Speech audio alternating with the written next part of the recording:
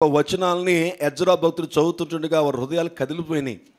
వారు ఒకసారి వారి జీవితాన్ని పరిశీలిస్తున్నారు. నేను చాలాసార్లు చెప్తూ ఉంటాను మీ అందరికీను, దేవుని యొక్క వాక్యాన్ని మీరు వింటున్నప్పుడు, దేవుని యొక్క వాక్యాన్ని మీరు ధ్యానం చేస్తున్నప్పుడు, సేవకులకు నిలబడి దేవుని యొక్క వాక్యాన్ని మీకు వివరిస్తూ ఉంటున్నప్పుడు మీరు ఆ వాక్యాన్ని ఎలా తీసుకోవాలంటే మీ జీవితానికి అప్లై చేసుకుంటూ తీసుకోవాలి. ఆ వాక్యం వింటున్నప్పుడే అరే నేను ఇలాగ ఉంటున్నానా, నేను ఈ విధంగా ఉంటున్నానా అని అప్లై చేసుకుని తీసుకున్నప్పుడు దేవుడి యొక్క వాక్యములో ఉన్నటువంటి జీవము నీలో పనిచేయడం మొదలవుతుంది. అప్పుడు ఆ వాక్యం ఉన్నటువంటి ప్రతి దీవెన నువ్వు పొందుకోవడానికి దేవుడు మార్గాన్ని సరళం చేస్తాడు. అంతేగాని మీరు వాక్యం వింటున్నప్పుడు కళ్ళు మాత్రం నా వైపు పెట్టి, బుర్రల వైపు నా వైపు పెట్టి, లోపల మెదడంతా కూడా పడుకోబెట్టి తాళం వేస్తారనుకోండి, ఏ ప్రయోజనం ఉండదు. ఆమేన్. ఏంటి ఆమేన్? ప్రైజ్ లార్డ్, హల్లెలూయా. సో ఇప్పుడు నెహెమ్యా గ్రంథం 13వ అధ్యాయానికి వచ్చేద్దాం. ఈ 13వ అధ్యాయంలో 3వ వచనంలో మనం చూసినట్లయితే 1వ వచనం చదివితే మీకు కొంచెం అర్థమవుతుంది. 1వ వచనం చదివితే మీకు అర్థమవుతుంది. ఆ దినములందు వారు మోషే గ్రంథము జనులకు చదివి వినిపించగా, మోషే గ్రంథం అంటే మోషే రాసినటువంటి గ్రంథం. ఏ గ్రంథం అంటే ఆదికాండం నుంచి ద్వితీయోపదేశకాండం ఎవరు రాశారు? మోషే రాశారు. సో కాబట్టి మోషే గ్రంథము అని బైబిల్లో మనకు కనిపించినప్పుడు ధర్మశాస్త్రం వరకు మాత్రమే, ఇంకా కీర్తన జోలికి వెళ్ళడానికి లేదు, సామెతల జోలికి వెళ్ళడానికి లేదు. సో వాటి జోలికి ఎందుకు వెళ్ళకూడదంటే మోషే ఒక 90 కీర్తన మాత్రమే రాశాడు, మిగతా అది కూడా ప్రార్థన దాంట్లో రాయబడింది. మోషే ప్రార్థన ఎందులో ఉంది? కీర్తన 90వ అధ్యాయంలో ఉంది. ఓకే, ఇక్కడ మనం చూసినప్పుడు ఏం రాసిన, అందులో అమ్మోనీయులు కానీ మోయాబీయులు కానీ దేవుని యొక్క సమాజమును ఎన్నటికీ, మనం ఎక్కడ చదువుకున్నాం ఈ మాట? ఇందాక ద్వితీయోపదేశకాండంలో చదువుకున్నాం. వారు అన్నపానములు తీసుకొని ఇశ్రాయేలుకు ఎదురుపడగా వారిని శపించమని బిలామును. సో ఇదంతా కూడా 3వ వచనం వరకు కూడా, 2వ వచనం కూడా, అదంతా కూడా 2వ వచనం అంతా కూడా మనం ఇందాక చదువుకున్నటువంటి భాగమే. ద్వితీయోపదేశకాండం 23వ అధ్యాయం ఉన్నటువంటి భాగాన్ని ఎజ్రా తీసి అక్కడ చదువుతుండగా వారు విన్నారు. విని 3వ వచనంలో చూడండి వారు ఏం చేస్తున్నారో. కాగా జనులు ధర్మశాస్త్రం వినినప్పుడు మిశ్ర జన సమూహమును ఇశ్రాయేలులో నుండి వెలివేసిరే. ఇమ్మీడియట్గా వారు ఒక దిద్దుబాటు చేసుకున్నారు. ఎందుకు చేసుకున్నారు అంటే దేవుని యొక్క ప్రణాళిక, దేవుని యొక్క ఉద్దేశము వారి జీవితంలో నెరవేర్చబడకుండా అడ్డుకున్నది ఎవరు అంటే ఈ మిశ్రిత జనాంగమే. మిశ్ర జనాంగం అనొచ్చు, మిశ్రిత జనాంగం అనొచ్చు, లేదు అనుకుంటే మిక్స్డ్ మల్టిట్యూడ్ అంటాడు ఇంగ్లీష్ బైబిల్లో. మిక్స్డ్ మల్టిట్యూడ్ పీపుల్ అంటాడు. అంటే వాళ్ళు మిశ్రితమైపోయినటువంటి జనసమూహము అన్నటువంటి అర్థం కలుగుతుంది. ఈ మిశ్రితమైనటువంటి జనసమూహం వలన దేవుని బిడ్డల ఎడల ఉన్నటువంటి ప్రణాళికల్లో నుంచి వారు తప్పిపోయారు. మనం ధ్యానం చేద్దాం, ఇవన్నీ కూడా మనం చక్కగా వివరించుకుందాం ఈరోజు. టైంను బట్టి, సమయాన్ని బట్టి ఎక్స్ప్లెయిన్ చేసుకునే ప్రయత్నం చేద్దాం. ఏ విధమైనటువంటి మిశ్రిత జనాంగం అంటే అసలు ఎక్కడ ప్రారంభించబడ్డారు, ఎలాగ విలువలో కలిశారు, మిశ్రిత జనాంగం అంటే ఎవరు, అసలు ఏంటి, వారు చేసినటువంటి పొరపాట్లు ఏంటి, వాళ్ళని వీళ్ళలోకి ఎందుకు తీసుకొచ్చుకున్నారు, దానివల్ల వీరి జీవితాలు ఎలా నాశనం అయిపోయినాయి, ఎలా చనిపోవడానికి అవకాశం వచ్చింది, దేవునికి ఉగ్రత ఎలా వారి మీదకి వచ్చిందన్న విషయాల్ని మనం జాగ్రత్తగా మనం చదవడానికి ప్రయత్నం చేద్దాం. నేను జస్ట్ మీకు ఇంట్రడక్షన్ ఇస్తున్నాను అందుకే. సో ఈ మిశ్రిత జనాంగం వలన ఏం జరుగుతుంది అంటే ఈరోజు మన థీమ్ అదే, మన యొక్క టాపిక్ అదే. ఏంటి చెప్పండి ఇప్పుడు ఒకసారి? దేవుని ప్రణాళికలో నిలబడటకు కొన్ని దిద్దుబాట్లు. దేవుని యొక్క ప్రణాళిక వేరు. నిన్న ఒక పాస్టర్స్ మీటింగ్లో మాట్లాడాను. పాస్టర్స్ మీటింగ్లో మాట్లాడితే చాలా అనంతపురం నుంచి ఎక్కడెక్కడి నుంచో వచ్చారు చాలామంది సేవకులు. సో వారి మధ్యలో మాట్లాడడానికి ప్రభు కృప చూపించాడు. సో వాడితో నేను చెప్పినటువంటి మాట ఏమిటంటే మన యొక్క ఆత్మీయ జీవితాలు, సేవకుల యొక్క ఆత్మీయ జీవితాల్లో మీరు ఎవరితో సహవాసం చేస్తున్నారు, సేవకులుగా మీరు ఎవరితో అని ఒక 3 పాయింట్ల మీద మాట్లాడడానికి ప్రభు కృప చూపించాడు. డైరెక్ట్గా కొన్ని సూచనలు.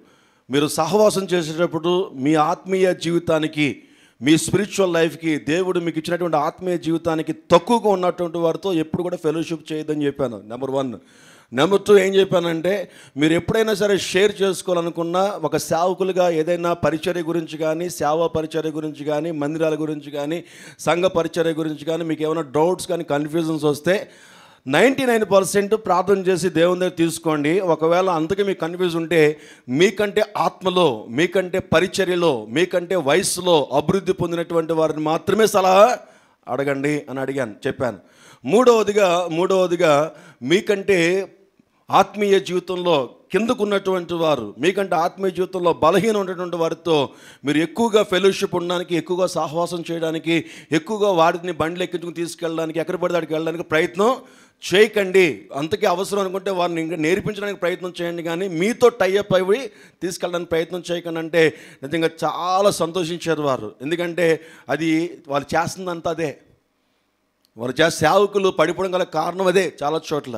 సో ఎప్పుడైతే అది చెప్పాను, ఈరోజు కూడా సంఘానికి అదే తెలియజేస్తున్నాను. మనందరం కూడా నేర్చుకోవాల్సినటువంటి విషయము. మిశ్రిత జనాంగం అంటే ఇశ్రాయేలీయ జనాంగం నుంచి వేరుపరిచి, ఇశ్రాయేలీయ జనాంగంలో ఉన్నవారు ఎవరు కూడా వారిలో ఉన్నవారిని వివాహం చేసుకోకుండా. చూడండి, నెహెమ్యా గ్రంథంలోనే ఇంకా కొన్ని వచనాలు మీకు చూపిస్తాను. 23వ వచనం నుంచి కూడా ఒకసారి మనం చదివేసుకుందాం. 23వ వచనం నుంచి స్టార్ట్ చేసుకొని, ఆ దినములలో అష్టోదు, అమ్మోను, మోయాబు సంబంధులైన స్త్రీలను వివాహము చేసుకొనిన కొందరు యూదులు నాకు కనబడిరి. వారి కుమారులలో సగము మంది అష్టోదు భాష మాట్లాడువారు, వారు ఆయా భాషలు మాట్లాడువారు, కానీ యూదుల భాష వారిలో ఎవరికిని, ఏంటి యూదుల భాష? హెబ్రీ భాష. అది రావటం లేదట వారికి. పేరుకేమో యూదులు, వారు మాట్లాడుతున్నదేమో అన్య భాష మాట్లాడుతున్నారు. దేవుణ్ణి ఎరగనటువంటి వారైనటువంటి అష్టోదు దేవతను పూజించే, అష్టోదు విగ్రహాన్ని పూజించే అమ్నోను, మోయాబునకు సంబంధించినటువంటి వారి భాష యూదుల్లో ఉన్నటువంటి కొంతమంది పిల్లలు మాట్లాడడం నెహెమ్యా చూసాడట. చదువుదాం, కంటిన్యూ చేద్దాం. 25వ వచనం, అంతటా నేను వారితో వాదించి వారిని శపించి కొందరిని కొట్టి వారి తల వెంట్రుకలను పెరిగివేసి, మీరు వారి కుమారులకు మీ కుమార్తెలను ఇయ్యకయు, మీ కుమారులకైనను మీకైనను వారి కుమార్తెలను పుచ్చుకొనకయు ఉండవలనని వారి చేత దేవుని పేరిట ప్రమాణము చేయించాడట. వారందరినీ కూడా ఒక చోట పెట్టి, చూడండి నెహెమ్యా చేసినటువంటి గొప్ప సంస్కరణ అనుకోవచ్చు, లేదంటే తిరిగి ఇశ్రాయేలీయ జనాంగమును పునరుద్ధరిస్తున్నాడు, మళ్ళీ తిరిగి రీకన్స్ట్రక్ట్ చేస్తున్నాడు. నెహెమ్యా పని ఏంటి? యెరూషలేం కట్టడం మాత్రమే, మందిరాన్ని కట్టడం మాత్రమే. అక్కడితో ఆగిపోలేదు. తను నా పని అయిపోయిందని అక్కడితో ఆగిపోలేదు. ఆగిపోకుండా ఏం చేశాడంటే ప్రజల్ని మరలా తిరిగి దేవుని వైపుకి, ఎక్కడైతే వారు దేవునికి, ఎందుకు వారు 70 సంవత్సరాలు బబులోనికి వెళ్ళిపోవాల్సి వచ్చింది? ఎందుకంటే అక్కడి నుంచి వచ్చారు. ఇప్పుడు ఐగుప్తు దేశంలో వారు అంతగా ఆశీర్వదించబడినటువంటి వారు ఆ యొక్క మగపిల్లలందరినీ చంపించేసిన తర్వాత మోషే ద్వారా దేవుడు ఏర్పాటు చేసుకొని వాళ్ళందరినీ కూడా కానాను దేశాన్ని తీసుకెళ్ళాడు. దేవుడు దగ్గర ఉన్నాడు, ముందున్నాడు, వెనకాతలున్నాడు. తనతో ఉండి దగ్గరుండి నడిపించి ఆ శత్రువుల బానిసత్వం నుంచి విడిపించి అక్కడి నుంచి ఆ ప్రాంతం నుంచి వేరొక ప్రాంతానికి తీసుకుని వెళ్ళిపోయి కానాను దేశం, పాలు తేళ్లు ప్రవహించే దేశం, గొప్ప దేశాన్ని దేవుడు వారికి ఇచ్చాడు.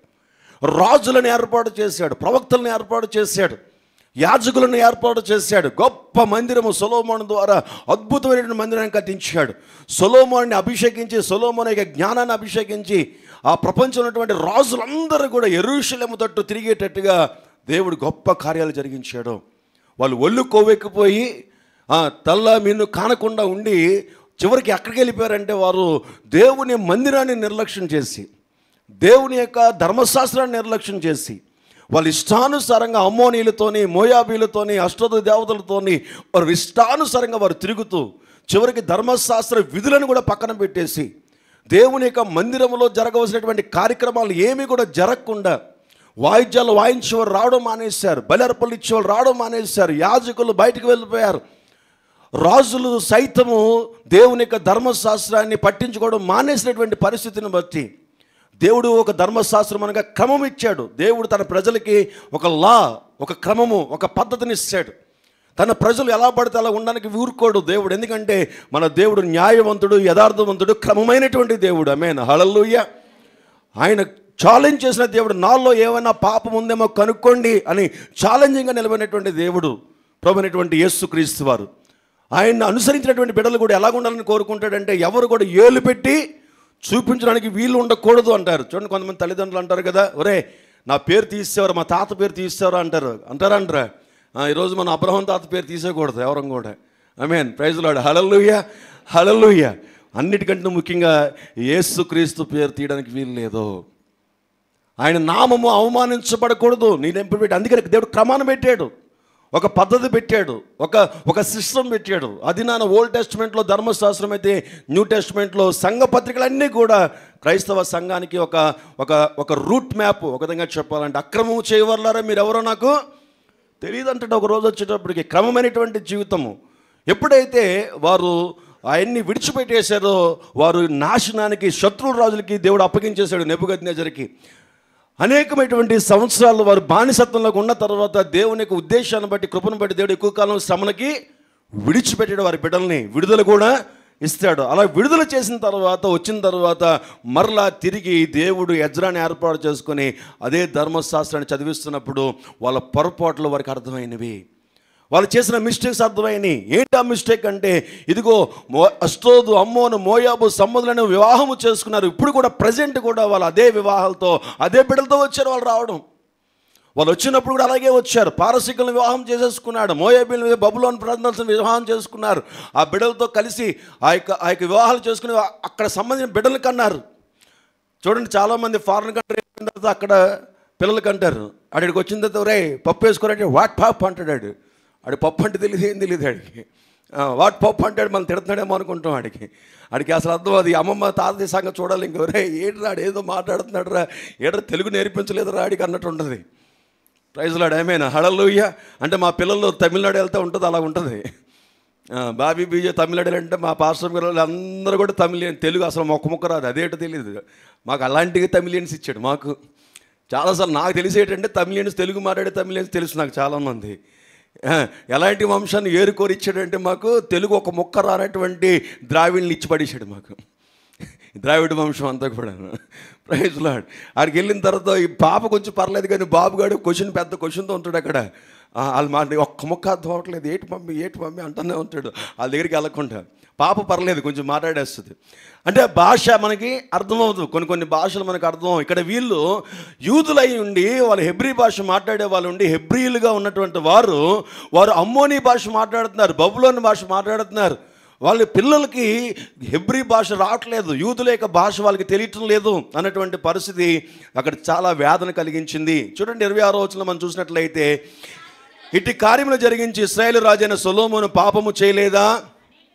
అనేక జన్మలలో ఎత్తని వంటి రాజు లేకపోయినను అతడు తన దేవుని చేత ప్రేమింపబడిన వాడు ఇశ్రాయేలు అందరి మీద రాజుగా నియమింపబడినను అన్య స్త్రీలు అతని చేత సహా పాపము చేయించలేదా? కాగా ఇంత గొప్ప కీడు చేయనట్లును మన దేవునికి విరోధముగా పాపము చేయనట్లును అన్య స్త్రీలను వివాహము చేసుకునే మీ వంటి వారి మాటలను మేము ఆలకింపవచ్చుమా అని అడిగితిని. ప్రధాన యాజకుడును ఎల్యాషీబు కుమారుడైన మోయాదా కుమారుల్లో ఒకడు హొరోనీయుడైన సన్బలుడును అల్లుడాయను. సన్బలుడు పేరు మనం విన్నాం కదండి, సన్బలుడు పేరు విన్నామా ఒకసారి?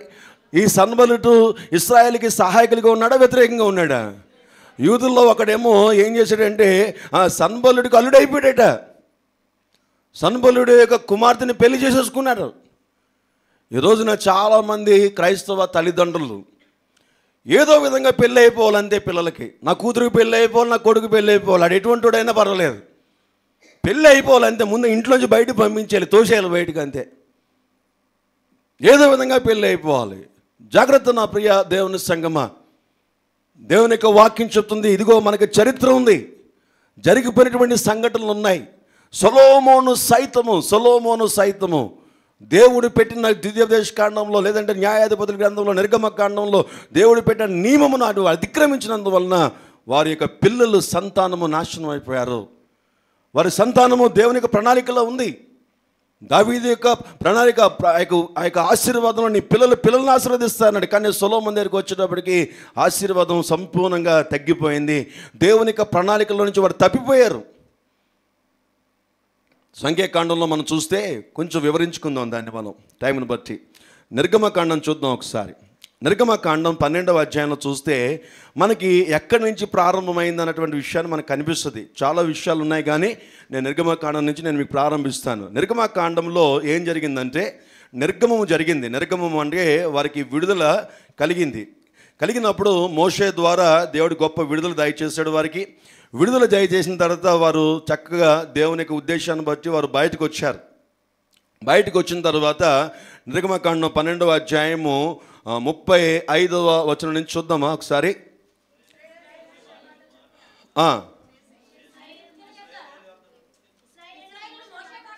అదే నేను ఆగిపోతే అయిపోయినట్టే. మీరు ఇంకా మళ్ళీ నేను మీకు అని చెప్పి నేను మళ్ళీ కంటిన్యూ చేయాలి. అప్పుడు మీకు ఒక ఆర్డర్లో పడతారనమాట అండి. లేదంటే ఒకటి ఏ అంటే ఒకటేమో బి, ఒకళ్ళేమో సి, ఒకళ్ళేమో డి. ఇంతకీ ఏం చెప్తున్నారో అర్థం అవ్వదు. 12వ అధ్యాయం తీశారు అందరూ కూడా. 35వ వచనం నుంచి చదవండి.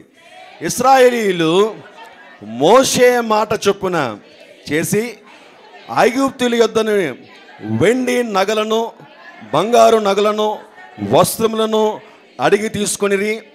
యెహోవా ప్రజల ఎడల ఐగుప్తీయులకు కటాక్షము కలగజేసను కనుక వారు వారికి కావలసిన వాటిని ఇచ్చిరి. అట్లు వారు ఐగుప్తీయులను దోచుకొనిరి. 37వ వచనం. అప్పుడు ఇశ్రాయేలీయులు రామసేసు నుండి సుక్కోతుకు ప్రయాణమైపోయిరి. వారి పిల్లలు కాక కాల్బలము ఎంతమంది అయిపోయారు? అసలు వచ్చిన వాళ్ళు ఎంతమంది? 70 మంది. ఇప్పుడు ఎన్ని లక్షలు అయిపోయారు? 6 లక్షల వీరులట. ఇంకా 6 లక్షల కంటే ఎక్కువ మంది ఉన్నారు. వీరులే 6 లక్షల మంది ఉన్నారు. ఓకే, కంటిన్యూ చేద్దాం. అనేకులైన అన్య జనుల సమూహము. అండర్లైన్ చేసుకోండి దాన్ని అండర్లైన్ చేసుకోండి పెన్ ఉంటే. అనేకులైన అన్య జనుల సమూహమును, గొర్రెలు, ఎద్దులు మొదలైన పశువులు గొప్ప మందయు వారితో కూడా బయలుదేరాను. అక్కడ జరిగింది మిస్టేక్. ఐగుప్తు దేశంలో ఉన్నటువంటి దేవుని ప్రజలు కానివారు, ఇశ్రాయేల్ కానివారు, అమ్మ సత్యావండి లేపు ఒకసారి మధ్య మధ్య ఇళ్ళకి అంటూ ఉండు. ఇళ్ళగంటే ఉంటే ఆవిడ లెగుస్తూ ఉంటారు పాపం. ఆవిడ ఏంటి అలిసిపోయి పడుకుంటారు వచ్చి.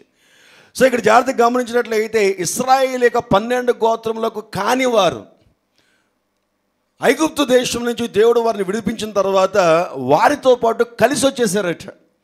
బహుశా నేను అనుకోవడం ఏంటంటే ఐగుప్తు దేశంలో ఉన్నప్పుడు వీళ్ళు బంధుత్వాన్ని కలిపేసుకుని ఉంటారు. మనం చూడండి, ఎక్కడికి వెళ్తే అక్కడ అక్క, అన్నయ్య, తమ్ముడు, బావ అంటూ ఉంటారు. నేను అడగలేక చేస్తూ ఉంటాను. ఏంటి అడుగుతానంటే, మీ సొంత అక్కేనమ్మా అని అడుగుతూ ఉంటాను. నేను కూడా ఎవరితోనో మాట్లాడి నీ సొంత అన్నయ్య అంటే అప్పుడు చెప్తారు స్టోరీ అంతా. కాదండి, మా ఇంటి పక్కన ఉన్నారు, ఎప్పటి నుంచో ఉన్నాం కదా అని, మాకు అక్క అని పిలవడం అలవాటు, అందుకని ఎలాగా అక్క అని పిలిచేస్తున్నాను కదా అని అలా ఆయన బాబా అని పిలిచేస్తున్నానండి. అందుకని వాళ్ళిద్దరూ ఎలాగ అక్క బాబా అయిపోయారు కాబట్టి వాళ్ళ ఇంట్లో పిల్లలు కూడా మాకు పిల్లలు లాంటి వాళ్ళు అయిపోయారండి, ఇలాంటివన్నీ చెప్తూ ఉంటారు. గుర్తుందా మీకు ఎవరికైనా? అనుభవాలు ఉన్నాయా? ఉంటాయి కదండి. అలాగే నేను అనుకుంటాను ఏంటంటే ఇశ్రాయేల్ దేశంలోకి వీరు వెళ్ళిన తర్వాత, ఐగుప్తు దేశంలోకి వెళ్ళిన తర్వాత అక్కడ ఉన్నటువంటి ఐగుప్తీల్లో దేవుణ్ణి ఎరగనటువంటి వారు, ఈ యొక్క యాకోబు వంశస్థులు కానటువంటి వారితో అక్కడ సహవాసం చేస్తున్నప్పుడు చాలా సంవత్సరాలు ఉన్నారు కాబట్టి అక్కడ ఈ సంవత్సరాలు ఇంటి పక్కన అక్క, అన్నయ్య, తమ్ముడు, చెల్లెని మొత్తం మీద వరుసలు నేనంటాను ఒక అడుగు ముందుకేసి ఏక ఎవరు పుట్టారు అన్నయ్య గారు, ఎవరు పుట్టారు అని అడిగి ఉంటుంది చెల్లి. ఎవరిని? అన్నయ్య గారిని, పక్కింటి అన్నయ్య గారిని. అన్నయ్య గారు ఎవరు అంటే నాకు కూతురు పుట్టిందామంటే అయితే నాకు కొడుకు ఇచ్చేద్దామే అనుకుని ఉంటారు. ఆ టైంలో వరుస వచ్చేసింది కదా. అన్నయ్య అన్నాను కదా.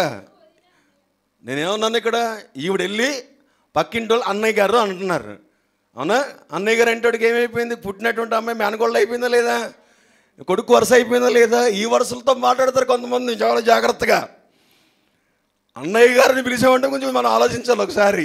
ఎందుకు అన్నయ్య అని పిలుస్తున్నారు? మన ఇంట్లో ఎవరైనా ఉన్నారా? ఏమైనా తేడా కొట్టేస్తుందా అని చెప్పి. సో కాబట్టి బహుశా నేను అనుకున్నటువంటి ఆలోచన అది. వీళ్ళు ఐగుప్తు దేశంలో ఉంటున్నప్పుడు ఇశ్రాయేల్ ప్రజలు ఈ ఇంటి పక్కన ఉంటున్నప్పుడు ఒకరొకరు కలిసిపోయారు కదా. కలిసిపోయి వెళ్ళిపోతున్నారు. ఎప్పుడో ఫరో రాజు, ఏసేపు ఎరగని రాజు వచ్చే వరకు కూడా చక్కగా వెళ్ళిపోయారు కదా వీళ్ళంతాను. అటువంటి టైంలో కన్నారావు అన్నయ్య గారు ఎవరో అబ్బాయి అండి, అయితే మా అమ్మాయికి మీ అబ్బాయికి ఇచ్చేద్దామండి అని ఏ రోజు మాట్లాడేసుకుని ఉంటారు వీళ్ళు. వాళ్ళు కొంచెం పెద్దవాళ్ళు అయిపోయిన తర్వాత కట్టేసి ఉంటారు. ఆ విధంగా దేవుణ్ణి ఎరగని, దేవుని వాగ్దానంలో అనేటువంటి ప్రజలందరూ కూడా వీళ్ళతో కలిసిపోయి ఉంటారు. ఇప్పుడు వీళ్ళు ప్రయాణం అయిపోయిన తర్వాత వీళ్ళతో పాటు ఎవరు పెట్టి బయట సర్దుకోవాలి? వారు సర్దుకోవాలి కాబట్టి వాళ్ళ అమ్మ నాన్న ఏముంటుంది, అమ్మ నేను వెళ్ళిపోతున్నానే వీళ్ళతో పాటు, ఎక్కడ కానాడ దేశం అట, పాలుతేలు దేశం అట, అరణ్య ప్రదేశం అట, ఎక్కడికో పట్టుకుపోతున్నారు వీళ్ళే. అమ్మ నేను వదిలేనే అంటే ఈ అమ్మ కూడా బయలుదేరిపోయి ఉంటుంది.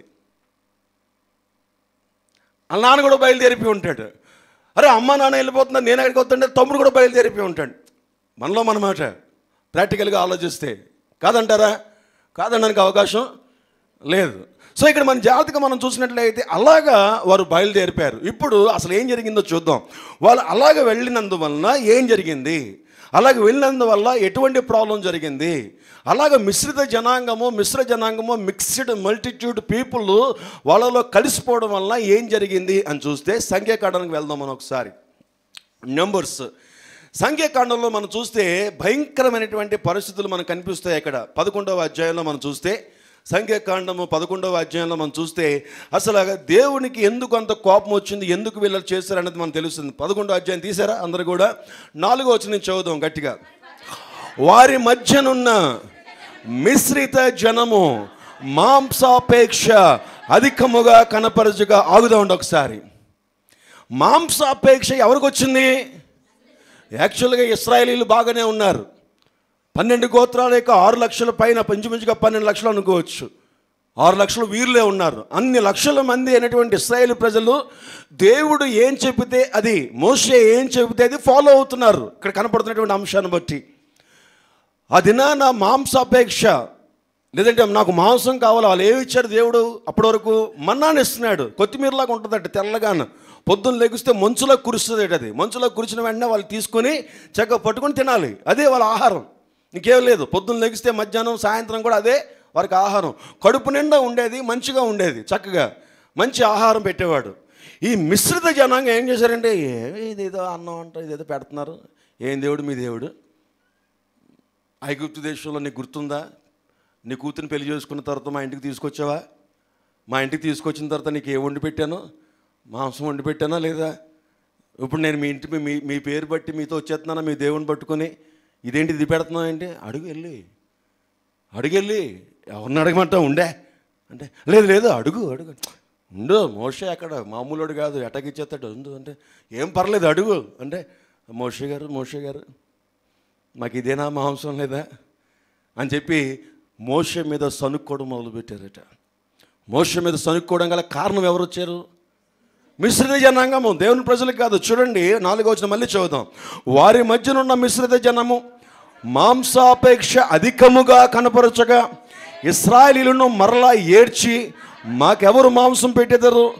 ఐగుప్తులో మేము ఉచితముగా తినిన చేపలను, కీరకాయలను, దోసకాయలను, కూరాకులను, ఉల్లిపాయలను, తెల్లగడ్డలను జ్ఞాపకమును వచ్చుచున్నవి. ఎవడనట పూర్వం అట ఏదో సామ్యం చెప్తాడు. ఇల్లు కాలు ఒకటి ఎడుతుంటే నా చుట్టూ ఉండిపోయింది అన్నట ఒకడు. సూర్యులో ఏముందట, పల్లెటూరులో చుట్టగా చేసి ఎక్కడ పెడతారు? సూర్యులో పెడతా ఉంటారు. ఇలా పెట్టేసి సూర్యులో పెడతారు పెద్దవాళ్ళు, ముసలివాళ్ళు. గుర్తుందా మీకు? ఎవరికైనా తెలుసా? ఎంతమంది తెలుసు? అలాగే నాకు ఏకీభవించండి. మళ్ళీ నేను ఏదో కన్ఫ్యూజ్ అయిపోతానేమో, నేను ఫీల్ అయిపోతూ ఉంటాను అసలుకి. సో పూర్వం అట ఒకడు ఇల్లు కాలు ఎడుతుంటే ఈడేమైనా చెడేట, సూర్యుడు నన్ను చుట్టకాలు అయిపోతుందని చెప్పి ఏడిచేటాడు. అలా ఉంది పరిస్థితి. వీళ్ళు బతుకులు తెల్లారిపోయినాయి పక్కన నుంచి, బతుకులు సరిగ్గా లేదు. వాడు తిన్నడానికి తిండి సంగతి అలా గురించి భయంకరమైనటువంటి శ్రమ, భయంకరమైన ఒత్తిడి, భయంకరమైనటువంటి బానిసత్వాన్ని అధికం చేసేసినటువంటి పరిస్థితులు. వారి ఇటుకలు తయారు చేయాలి, వారి కొడుకులు పుడితే చంపేయాలి, పిల్లల్ని చంపేస్తున్నాడు ఓ పక్క నుంచి. భయంకరమైన సమస్య నుంచి దేవుడు విడిపించి చక్కటి వాగ్దానం చేసి పాలు తేలిని ప్రవహించే దేశానికి నడిపిస్తుంటే వీడికట్ట మధ్యలోనట మాంసం కావాలట. అది కూడా ఎక్కడట? ఐగుప్తులో మేము ఉచితముగా తినిన చేపలను, కీరకాయలను, దోసకాయలను, కూరాకులను, ఉల్లిపాయలను, తెల్లగడ్డలను జ్ఞాపకముకు వస్తున్నాయట. వాళ్ళకి జ్ఞాపకానికి వస్తున్నాయట. కొంతమంది చూడండి, పెళ్ళిళ్ళు అయిపోయిన తర్వాత ఏమైపోయిన తర్వాత, ఏమరం గారు ఏమైపోయిన తర్వాత, పెళ్ళిళ్ళు అయిపోయిన తర్వాత ముఖ్యంగా ఈ ఆడల గురించి మాట్లాడుతుంటే పార్శ్వంగా తిట్టేస్తున్నారు నన్ను. నీకేం ఆడలు బాగా లోకు అయిపోయారా అని. ఉండు స్త్రీల ప్రార్థన పెడతాను, మిమ్మల్ని తిట్టేస్తాం మేము అంటారు. సరే, ఏదైనప్పుడు కూడా మా పోన్లేండి, పురుషులతో మాట్లాడుకుంటాం మేము. కానీ ఎక్కువ ఎగ్జాంపుల్స్ మీ దగ్గరే కనిపిస్తూ ఉంటాయి. ఆది నుంచి అదేటో దేవుడు స్త్రీకి అంతటా గొప్ప స్థానాన్ని ఇచ్చేసాడు. ప్రారంభం నుంచి కూడా అపవాది కూడా అలాగే గొప్ప స్థానం తీసేసుకుంది.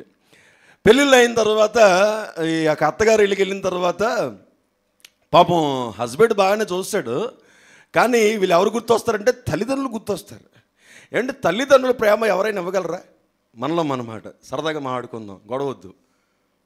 ఏమండి తల్లిదండ్రుల ప్రేమ ఎవరైనా ఇవ్వగలరా?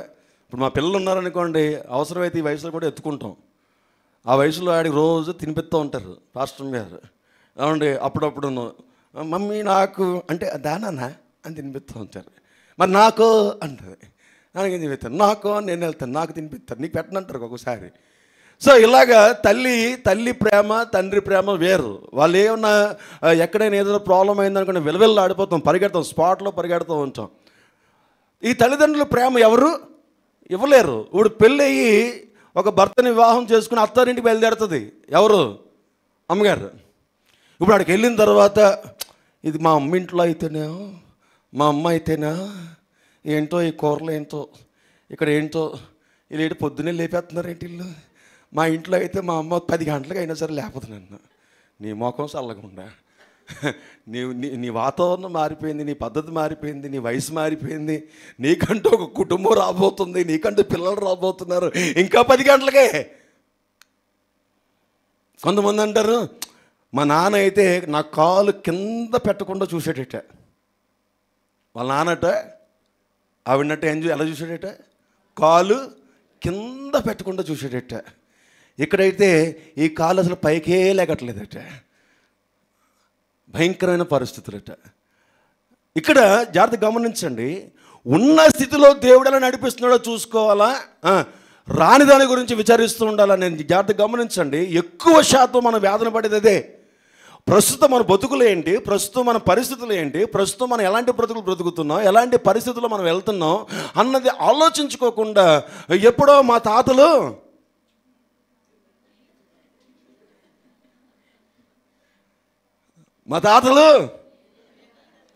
ఏమి నవ్వుతున్నారేమి? ఇప్పుడు మీ మూతులు ఎవరు వాసన చూడాలండి. మా తాతలు నేతులు తాగారు నేతులు తాగారు, ఇప్పుడు మా మూతులు ఏ వాసన వస్తుంది? అందులో తెల్లవారుజాము సర్వీస్కి వచ్చిన వాళ్ళు వాసన ఎలాగ ఉంటుంది? ఆలోచన చేసుకుందాం ఒకసారి. చాలామంది అలాగే చెప్తుంటారు, ఏమండి మా తాతకి చాలా ఆస్తి ఉందండి, మేమండి. ఇప్పుడు ఎవడడిగండి మీ తాతల ఆస్తి ఎవడికి కావాలి? ఏమైనా చెప్తే అబ్రహం తాత గురించి చెప్పుకో, ఏమైనా చెప్పాలంటే ఇస్సాకు తాత గురించి చెప్పుకో. దేవుడు ఆశీర్వదిస్తాడు, పై నుంచి పెద్దలు ఆశీర్వదిస్తారు. ప్రైజ్ లార్డ్, ఆమేన్, హల్లెలూయా, హల్లెలూయా. సో ఇక్కడ జాగ్రత్తగా మనం గమనించినట్లయితే నా ప్రియ దేవుని సంగమా, ఐగుప్తులో తిన్నటువంటి, చూడండి 7వ వచనంలో మనం చూసినట్లయితే, ఆ మన్నా కొత్తిమీర గింజల వలె ఉండెను, చూపునకది బోలం అంటే చేదు, లైట్గా కొంచెం చేదుగా. కొత్తిమీర ఏమైనా తిన్నారా? ఉట్టి కొత్తిమీర ఎంతమంది తిన్నారు? అది ఎలాగుంటుందండి టేస్ట్? కొంచెం తినగా ఒకలాంటి పచ్చిగా చేదుగా ఉంది, అలాగ ఉందట. జనులు తిరుగుచు దాన్ని కూర్చుని తిరగట విసిరి కానీ లేక రోట దంచి పెనం మీద కాల్చి రొట్టెలు చేసిరి, దాని రుచి కొత్త నూనె రుచి వలె ఉండెను. రాత్రి అందు మంచు పాలు మీద కూర్చున్నప్పుడు ఆ మన్నా దాని వెంట పడెను. ఇది వారి యొక్క పరిస్థితి. మిశ్రిత జనాంగం వలన ఏం చేశారంటే మాంసం గురించి వారు ఏడ్చినట్టుగా బైబిల్ మనకు జ్ఞాపకం చేస్తుంది.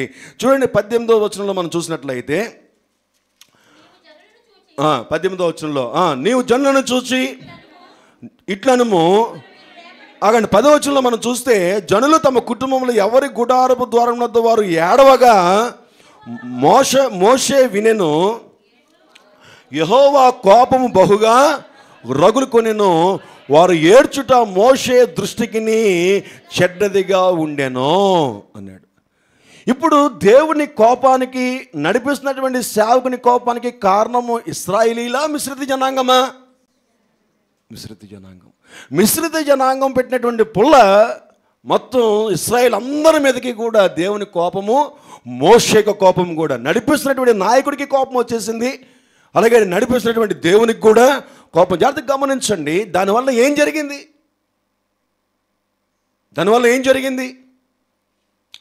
కీర్తన 78వ అధ్యాయంలో చూస్తే ఏం జరిగిందో మనం చూద్దాం. ఏం జరిగింది దానివల్ల? అంత గొప్ప దేవుని యొక్క ప్రణాళికలో, అంత గొప్ప దేవుని యొక్క ఉద్దేశాలు ఏమైపోయినాయి? 78వ అధ్యాయము కీర్తనల భాగము, 78వ అధ్యాయము కీర్తనల భాగము 18వ వచనం చదువుదాం ఒకసారి. వారు తమ ఆశ కొలది ఆహారమును అడుగుచు తమ హృదయములలో దేవునిని శోధించిరి. ఈ అరణ్యములో దేవుడు భోజనము సిద్ధపరచగలడా అనుచు వారు దేవునికి విరోధముగా మాట్లాడడానికి కారణం ఎవరు? మిశ్రిత జనాంగం. మిశ్రిత జనాంగం వాళ్ళు కదిపేశారు. వాళ్ళంతటా వాళ్ళు అడగలేదు. బైబిల్ ప్రకారంగా మనం చూస్తే కంటిన్యూ చేద్దాం. 27వ వచనం. ధూళి అంత విస్తారముగా మాంసమును, సముద్రపు ఇసుక రేణువులంత విస్తారముగా రెక్కలు గల పెట్టెలను ఆయన వారి మీద కురిపించెను. వారి దండు మధ్యను వారి నివాస స్థలముల చుట్టూను ఆయన వాటిని వ్రాలజేసెను. వారు కడుపారా తిని తనిసిరి. వారు ఆశించిన దానిని ఆయన అనుగ్రహించెను. వారి ఆశ తీరక మునిపే ఆహారము ఇంకా వారి నోళ్ళలో ఉండగానే దేవుని యొక్క కోపము వారి మీదకి దిగెను. వారిలో బలిసిన వారిని ఆయన సంహరించెను.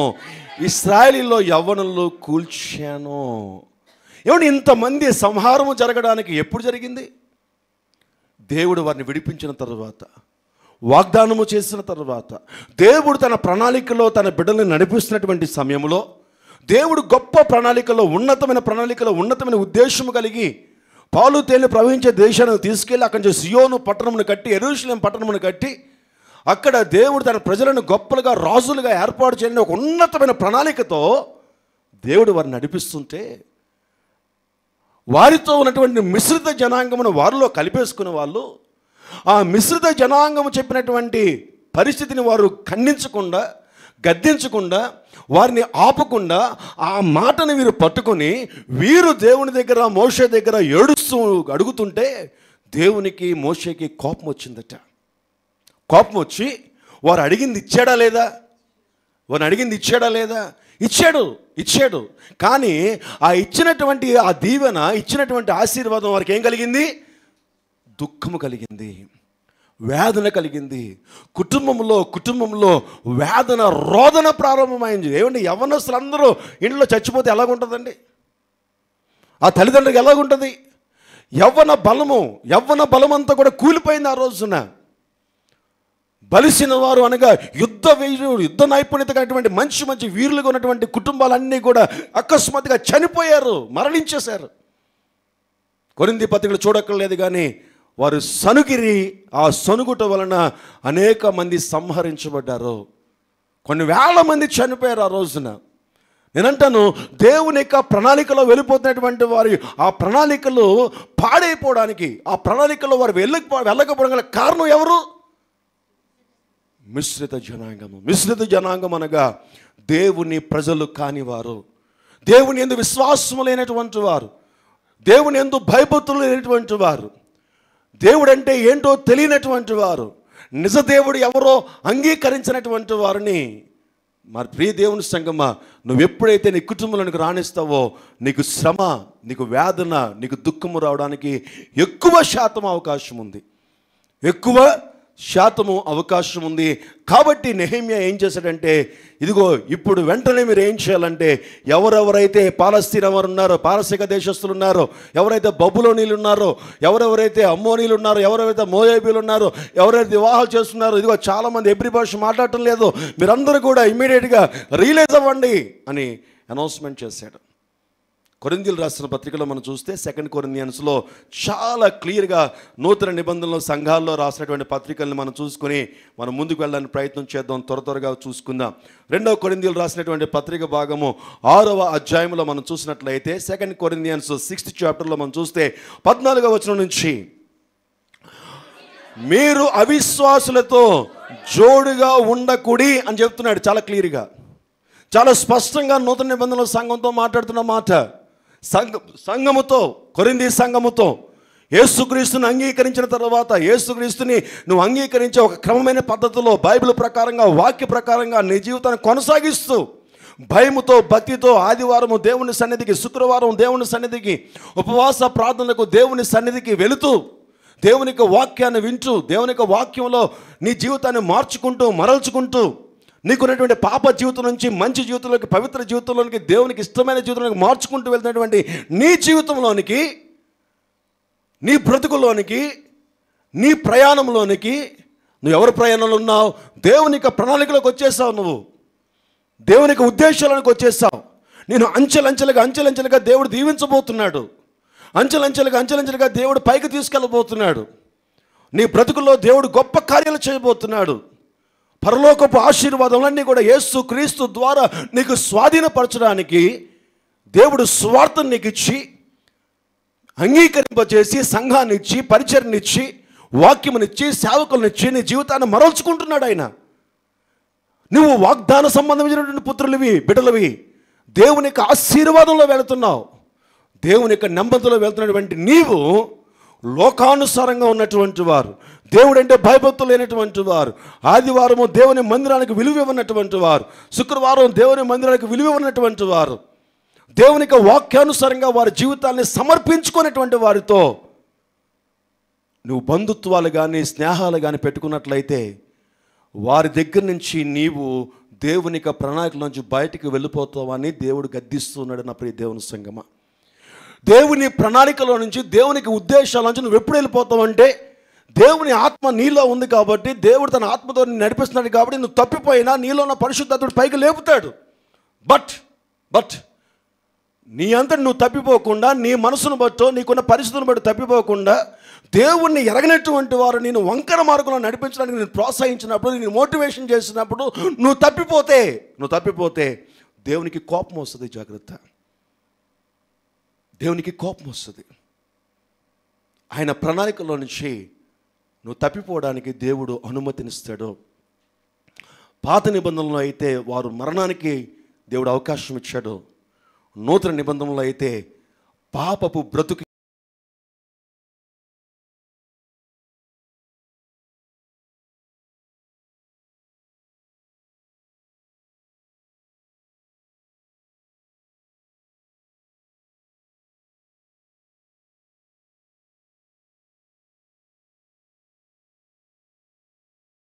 విశ్వాస జీవితంలో ఉన్నప్పుడు నీ కుమారుడికి, నీ కుమార్తెకి అవిశ్వాసుగా ఉన్నటువంటి వారితో కానీ వివాహం చేసినట్లయితే, వారు నీ కుమారుడు కుమార్తెకి విశ్వాస జీవితాన్ని ఖచ్చితంగా 99%, 100% నేను చెప్పలేను కదా అని, దేవుణ్ణి ఎరగనటువంటి వారికి మంచి ఆస్తి ఉంది కదా, వారికి మంచి ఉన్నతమైనటువంటి స్థాయిలో ఉన్నారు, భూములు ఉన్నాయి కదా, ఆస్తులు ఉన్నాయి కదా, లేదా ప్రేమిస్తున్నారు కదా, లేదా ఇంకేదో కదా అనుకుని వివాహము చేసిన ఒక వారం, రెండో వారం దగ్గర నుంచి ఆ తల్లి ఒకటే వస్తుంది, అమ్మాయి ఒకటే వస్తుంది.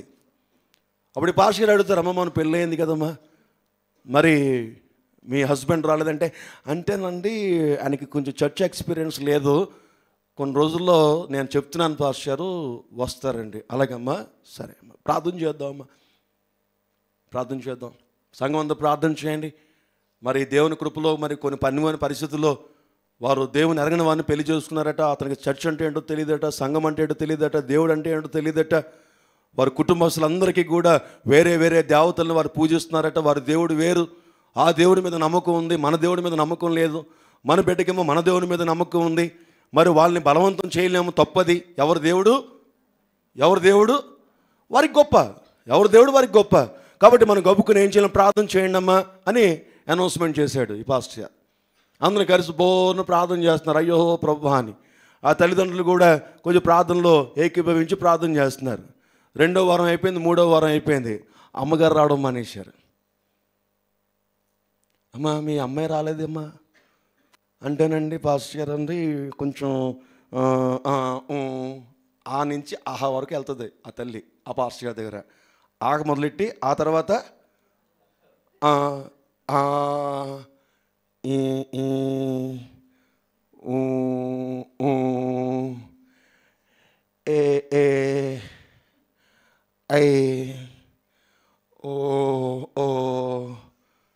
ఏంటమ్మా ఏంటో చెప్తాలే, ఏమైంది కూతురికి అంటే అండి, ABC ఏమైంది, డి అమ్మ నేను చిన్నప్పుడు నేర్చేసుకున్నాను. నీ అలని ఇంటి దగ్గర చెప్పుకో తల్లి, ప్రార్థన చేస్తుందా. మరుసటి రోజు తల్లి రాదు. అమ్మ రాయశ్రీ గారు చూడండి, ఆ తల్లి రాలేదండి, ఈ తల్లిని పంపిస్తాం. ఆవిడకి అసలుకే పౌరుషం రోషం ఎక్కువ. ఏమొచ్చింది నీకు అన్నారు. వెళ్ళి అంతే. ఏం చెప్పనమ్మా, చేయగా చేసేసాను. ఈయనేమో చూస్తేనేమో మీ అమ్మాయి రాలేదా అంటే వాళ్ళు చెప్తుంటే వాళ్ళు నాకెందుకు చెప్తున్నావు అంటాడు ఆయన. ఇప్పుడు ఎంత నష్టం వచ్చింది చూడండి ఒకసారి. వస్తున్న కూతురు ఆగిపోయింది, అల్లుడికి ఆగిపోయాడు, ఈ తల్లి ఆగిపోయింది, పాస్టర్ గారికి ఏం చెప్పాలో అర్థం అవ్వకుండా ఈ తండ్రి ఆగిపోయాడు. ఇప్పుడు మొదలవుతుంది ఏంటి? ఇప్పుడు మొదలవుతుంది ఏంటి? అసలు యుద్ధం. కోరే అల్లుడితో ఏమయ్యా ఆ చిన్నప్పటి నుంచి దేవుళ్ళలో పెరిగింది, పంపించడం చేత కదా, ఇక్కడ అటాక్, అక్కడ అటాక్, ఇక్కడ అటాక్, అక్కడ అటాక్. కూతురింటికి రావడం మానేస్తుంది. మా అమ్మాయిని పంపించట్లేదంటే, ఉంటే ఇక్కడ ఉంచుతాను, లేకపోతే తీసుకుపోండి అన్నాడు అంతే. ఎంతమందికి అర్థమవుతుంది? జరగట్లేదా? నేను అంటాను, అంత అవసరమా? ఇప్పుడు నువ్వు దేవుని ప్రణాళికలో ఉన్నట్టా లేనట్టా? దేవుని ఉద్దేశాల్లో ఉన్నట్టా లేనట్టా? ఉండాలనుకున్నా సరే ఉండే పరిస్థితి ఉందా నీకు? రావాలనుకున్నాను దేవుని సన్నిధికి రాగలవా? నీ కూతురు రాగలదా? నీ కొడుకు రాగలడా? Right, okay, compromise. ఏదో మొత్తమే సర్దుకుపోదాం రండి అన్నట్టు. ఇప్పుడు వాళ్ళకి పిల్లలు పుట్టారు. ఇప్పుడు ఆ పిల్లలు దేవుని మందిరానికి వెళ్ళాలా? ఇప్పుడు ఆ దేవుడు గొప్పోడా, ఈ దేవుడు గొప్పోడా? ఈడికి ఎవడికి? పుట్టినోడికి. ఏ దేవుడు గొప్పోడు? ఆడంటాడు, రే మన దేవుడు గొప్పోడు రా, దా స్వామి దగ్గరికి వెళ్దాం, నీకు మొక్కున్నాను, నీ జుత్తు అంతా అక్కడ తీయాలంటాడు. ఇవిడంత నా దేవుడు గొప్పోడు, మా పాస్టర్ గారు 3 కత్తులు లేకుండా నువ్వు కత్తిరేయడానికి ఇల్లేదు అంటది ఈవిడే. నీ పాస్టర్ గారు 3 కత్తులు లేయడం ఏంటి? అక్కడ ఉన్నారు మాకు పైన పంతుల్లో, వాళ్ళకి మొత్తం నున్న గీసేస్తారు, అక్కడికి వెళ్ళాలంటాడు ఈడ. మళ్ళీ ఇంటికి పోను. ఎంతమందికి అర్థమవుతుంది? ఏమండి, దీని అంతటికి ఎక్కడ మూలం? ఈ గోలంతా పడే బదులు చక్కగా దేవుని ఎరిగిన బిడ్డని కోడలుగా తెచ్చుకుంటే, దేవుని యందు భయభక్తులు కలిగి ప్రతి ఆదివారం చర్చ్కి వెళ్ళి చక్క మన లక్కీలాగా, లక్కీ పేరు దగ్గర లైట్ వెలిగింది ఏంటండి. కొంతమందికి హిందూ సాంప్రదాయాలు వచ్చేసినాయి. నాకును కొంతమంది పేర్లు ఇట్ట లైట్ వెలిగింది ఏంటి, కొంతమంది పేర్లు లైట్లు పోతున్నాయి ఏంటి. పద్మజ గారి ఇంటి కోడలు వచ్చినట్టు రావాలి అందరికి కోడలు. చూడండి ఎంత బుక్కుదుమట్టంగా చక్కగా జాగ్రత్తగా ఎవరు తల మీద రావడం మాట చక్కగా తల మీద వేసుకొని చక్కగా ఆరాధన చేస్తుంది. చక్కగా శుక్రవారం ప్రార్థనకి వస్తుంది, ఆదివారం ప్రార్థనకి వస్తుంది, ఈవేళ నుంచి యూత్ మీటింగ్ వస్తుంది. ఆమెనండ్రే ఆమెన్. ఎక్కడో పుట్టింది, ఎక్కడో పెరిగింది, చక్కగా సంఘంలో కలిసిపోయింది. మనం అడిగాను, ఏమో పర్లేదమ్మా అంటే, నేనేమోనండి నేను బాధపడలేదు పాస్టర్ గారు, వాక్యం బాగుంది, ఆరాధన బాగుంది కాబట్టి వస్తున్నాను, లేకపోతే నన్ను ఎవడో కూడా కదిలించలేరు, నా మటుకు నేనే కదిలొస్తున్నానండి, ఎవరు నన్ను కదిలించట్లేదని చక్కటి సాక్ష్యం చేయడం ఎంత బాగుంది ఇప్పుడు పద్మజ గారికి. ఒకవేళ ఆవిడ నాకు ఆ చర్చ నచ్చలేదు, నాకు చర్చ అలవాట్లేదు, ఏం లేదు, నేను ఆదివారం చర్చకాను, శుక్రవారం చర్చకాను, నా ఇష్టం ఉంటే వెళ్తాను, లేకపోతే మీరెవరు ఆడని మా అమ్మాయి అడగలేదు అందనుకోండి. పద్మజ గారి పరిస్థితి ఏమిటి? అటు వెళ్తే పాస్టర్ గారు, ఇటు వెళ్తే కోడలు. అసలుకి ఇప్పటికే చట్నీలాగా అయిపోయి ఉన్నారు ఆవిడ. ఇంకా మొత్తం దారిలే, ఇటు చెప్పుకోలేక అటు చెప్పుకోలేక ఏం చేయలేక బీపీలు వచ్చేసి షుగర్లు వచ్చేసి చిన్న అనౌన్స్మెంట్స్ మెసేజ్లు పెట్టి పాస్టర్ గారు హెల్త్ బాగాలేదు ప్రార్థన చేయండి అని ఇంట్లో గోల అయిపోయి ఉండేది ఈ పాటికి. ఎంతమందికి అర్థమవుతుంది? అర్థమైందా లేదా? Praise lord.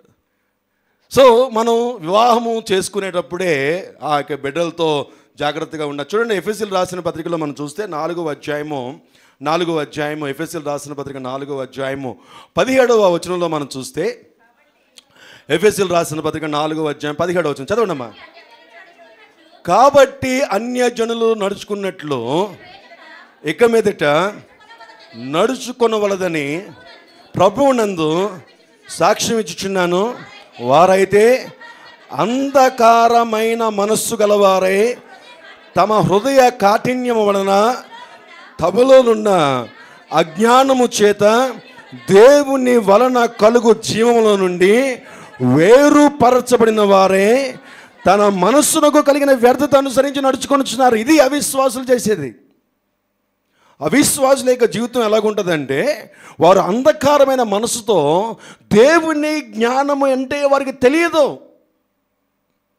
దేవుని జ్ఞానము ఎరుగని వారమై వారి మనస్సు కఠినమైపోయి నువ్వు ఎంత చెప్పినా సరే వినరు వాళ్ళు. దేవుని యొక్క ప్రణాళికలో నువ్వు తప్పిపోవడానికి ఒక మార్గముగా ఏర్పరచబడుతుంది. 2 కొరింథీయులకు రాసిన పత్రిక 4వ అధ్యాయం 4వ వచనంలో మనం చూసినట్లయితే అక్కడ ఇంకొక మాట నేను జ్ఞాపకం చేస్తాను. చూద్దాం ఒకసారి. 2 కొరింథీయులు 4:4 దేవుని స్వరూపే ఉన్న క్రీస్తు మహిమను కనపరచు సువార్త ప్రకాశము వారికి ప్రకాశింపకుని నిమిత్తము ఈ యొక్క సంబంధమైన దేవత అవిశ్వాసులైన వారి మనోనేత్రములకు గుడ్డితనం కలిగించే వారిని తీసుకొచ్చి నువ్వు కోడలుగా అల్లులుగా చేసుకుంటే నువ్వెంత సువార్త చెబితే ఏంటి ప్రయోజనం? నువ్వెంత వాక్యము చెబితే ఏంటి ప్రయోజనము? వారి మనోనేత్రములు గుడ్డితనము కలిగినటువంటి వారిగా ఉంటాయి. సువార్త వారికి వెళ్ళకుండా ఈ లోక సంబంధమైన దేవత వారికి గుడ్డితనాన్ని కలిగించినటువంటి వారిని తీసుకొచ్చి ఇంట్లో పెట్టుకుంటే దేవుని ప్రణాళికని ఇంట్లో నెరవేర్చబడుతుందా? దుఃఖము, శాపము, వేదన. అంతవరకు ఏదో పడుతూ లేస్తూ నీతిమంతుడు 7 మార్లు పడినా తిరిగి లేసిన వాగ్దానాన్ని బట్టి నువ్వు లెగిసి వెళుతూ ఉంటావు. ఎప్పుడైతే ఇటువంటి వారు వచ్చారో వారు దేవుని వాక్యం అంటే ఏంటో తెలియదు, దేవుని విశ్వాసం అంటే ఏంటో తెలియదు, దేవుని జ్ఞానం అంటే ఏంటో వరకు తెలియదు. వారి మనస్సులు ఎలాగుంటాయట? కఠినమైపోయినటువంటి మనస్సులు కలిగి ఉంటాయి. కాబట్టి ఆ కఠినమైనటువంటి మనస్సు కలిగినటువంటి వారితో నువ్వు సంబంధాలు, బంధుత్వాలు ఏర్పరచుకొని వెళ్ళినప్పుడు బైబిల్ అంటుంది నీ యొక్క దేవుని యొక్క ప్రణాళికల్లో నుంచి ఖచ్చితంగా నువ్వు బయటకు వచ్చేస్తావు. బైబిల్ అంటుంది, యోహాను సువార్త చదవక్కర్లేదు కానీ యోహాను సువార్త 8వ అధ్యాయంలో చూసినట్లయితే నా జనులు నా స్వరము వింటారంటాడు. నా వారు కాని వారు నా మాట వినరు. దేవుని మాటే దేవుడు వినడం చెప్తున్నప్పుడు నువ్వెలా చెబుతావు? నేను చెప్తే వింటారండి అని. ఒక మాట చెప్తాను, మనకు భయం వేస్తుంది. ఒక మాట నేను మీకు చదివి వినిపించి నేను క్లోజ్ చేసేస్తాను ఈరోజు. 1 కొరింథీయులకు రాసిన పత్రికలో 15వ అధ్యాయం చేద్దాం చూడండి ఒకసారి. క్లోజ్ చేసేస్తాను, టైం అయిపోయింది. 1 కొరింథీయులకు రాసిన పత్రిక 15వ అధ్యాయంలో 33వ వచనం చదవండి ఒకసారి. 33వ వచనం. మోసపోకుడి, దుష్ట సాంగత్యము మంచి నడవడిని చెరుపును అని దేవుడు డిక్లేర్ చేసి సంఘాలతో మాట్లాడుతుంటే నువ్వేమో దేవునికి వ్యతిరేకంగా వెళ్తాయి.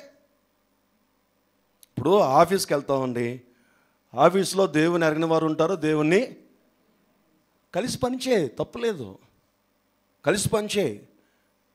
లంచ్ వరకు వెళ్ళకు, టీ స్టాల్ వరకు వెళ్ళకు, నీ ఇంటి వరకు తీసుకురాకు.